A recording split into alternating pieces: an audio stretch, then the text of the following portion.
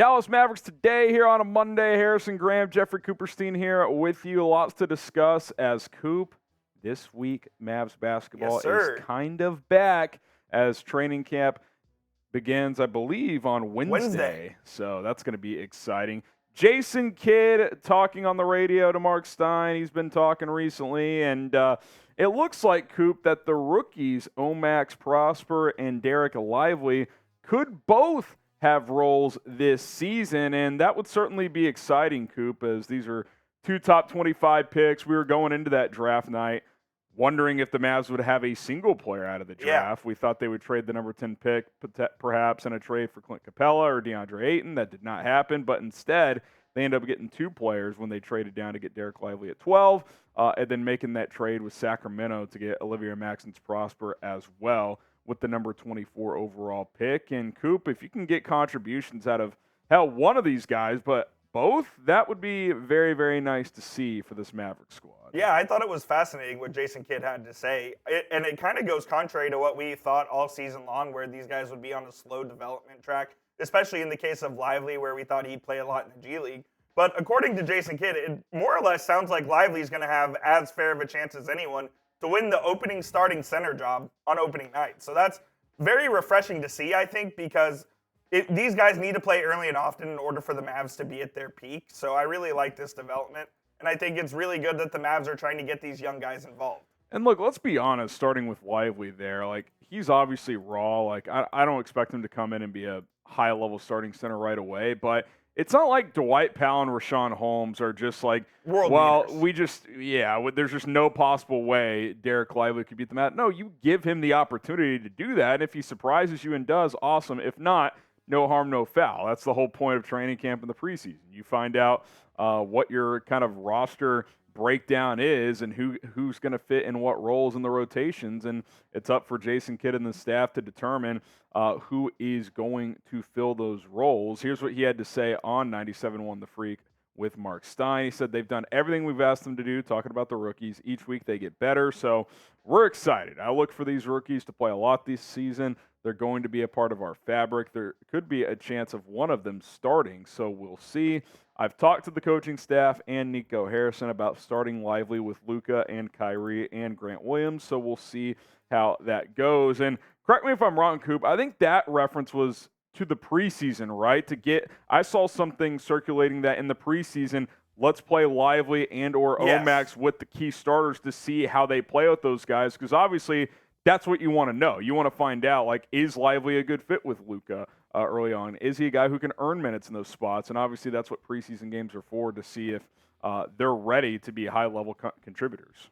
Yeah, and obviously the Mavericks, we know what the Mavericks have at center with Dwight Powell and Richaun Holmes and two veterans who are going to get the job done, but I think Dereck Lively offers them the most upside, and I think that's pretty clear from an athletic standpoint as well as just an overall I think roster management standpoint as well. If you get Dereck Lively playing early and often, it opens up so many more opportunities for Jason Kidd and his staff to figure out rotations and whatnot. So I'd really like to see Lively in a prominent role here. When you take a look at the bigs the Mavs have on the roster, you have the two centers in Powell and Holmes, and then you have Kleber and Morris, who are more of that 4, but could play the 5 in a pinch. So if Lively is ready to play right away and play, somewhat significant minutes, I think it would be a great thing for the Mavs. I'll say this as well, Coop. Maybe this is the half-glass empty approach, so bear with me here. I wonder if this signals to me, if they're already hyping up Lively, we kind of know what Dwight Powell is. They may not be very high on Richaun Holmes. They may be hey, we brought him on so we could get an extra draft pick, and look, if he can play some minutes for us, cool. But the fact that they're already saying that Dereck Lively could have a chance to start, well, the half-glass full approach is maybe Lively's ahead of schedule, and they think he can be. The half-glass empty approach is, okay, we know Dwight Powell should not be a starting center at this point in his career. That's clear. And Richaun Holmes, who at one point was but got phased out in Sacramento, they may not think he can get back to that level, Coop. So I do wonder how much of the conversation is more just around, okay, we don't really have great options, so as long as Lively just isn't so incredibly raw that he's not ready at all, we're going to give him every opportunity to win this job. Yeah, I actually think that's a really good point you make. They may not think that the guy that they acquired is not the guy that the Mavericks wanted 2 years ago. Yeah. Richaun Holmes was the guy who was averaging 12 and 10 and was going to be a key starter for Sacramento, and all of a sudden now he's out of this rotation. So when you take a look at these three guys and who you would want to start opening night, I think Lively would be my pick, honestly. I'm typing 2. I mean, I just think he offers them the most upside. Is he going to have the most growing pains? Absolutely, but I still think that if Lively's going well, the Mavericks are going well. We know he's already better defensively than Dwight Powell. We know that for a fact. He can't be a worse rebounder than Dwight Powell, who is horrific as a rebounder. And look, again, we don't know, I guess, for sure on Richaun Holmes, but the bottom line is they basically have done nothing to hype him up since they've brought him over. Agreed. Like, as time's gone on, the less, like, I don't know if I was ever, like, amped about picking him up, but I was like, okay, like, even if he gets back to being 3/4 of the player of 2 years ago, like, that's a solid rotation center. He's kind of one of those guys where if you're a Mavs fan and you're thinking about the offseason, you're like, okay, who did we acquire? What did we do this offseason? You're like, oh, yeah, we got Richaun Holmes, too. Yeah. It's one of those. You don't remember that he's there. Yeah, like, he's on the team, like, he might be okay, but I don't think it's coincidence either that as soon as he's out of Sacramento's rotation, they're a 50-win team. Like, Agreed. I think that has to be taken into account here, that Richaun Holmes just may not actually be offering that much to this team at this point in time. Now, we've got an offer for you. Guys, spice up your NFL Sundays. Once the NBA season gets here, your game days as well with PrizePicks, and you guys can get started today. PrizePicks.com/CLNS, code CLNS to get a $100 deposit match. Want to spice up your game days? Here's how you do it. Download the PrizePicks app. PrizePicks is a skill-based, real money daily fantasy sports game. How does it work, you ask? Here's how. You pick 2 to 6 players, and if they go more or less, depending on what you want to pick, there in terms of yards, points, etc., you declare more or less. You can win up to 25x your money on any single entry. So check it out right now. Like we said, PrizePicks.com/CLNS, code CLNS. And here's what's cool about PrizePicks too. You're not competing against other people. It's not like your normal fantasy football league where it's head-to-head, or some leagues where you're going up against hundreds, thousands of people, and sometimes you're going up against pros and sharks who study this stuff constantly. With PrizePicks, it takes less than 60 seconds to make your picks, and you're going against yourself. You're determining if you want to go more on Jalen Hurts yards, which I went less, by the way, from Monday Night Football. I like more Mike Evans yards. He's had a strong start to the season, torched the Bears last week. I know Philadelphia is a tougher matchup, but I think he can get 60-plus yards in this one. $20 entry to win 60. I like that pick too right there. Again, if you get up to 6 players, you can get 25x whatever you put in. So $5 to win 125 if you got 6 players that you're going more or less on. So go check it out. PrizePicks is a great time. Spice up your NFL Sundays. I'm a Bears fan, tragically, and so I got to make my NFL Sundays more entertaining, and PrizePicks is helping me do that. They'll match your deposit up to $100 with code CLNS at PrizePicks.com/CLNS. That's PrizePicks.com/CLNS, code CLNS. Get signed up today. Use our code CLNS for the deposit bonus and start making picks right now. Okay, let's talk more of this Jason Kidd interview.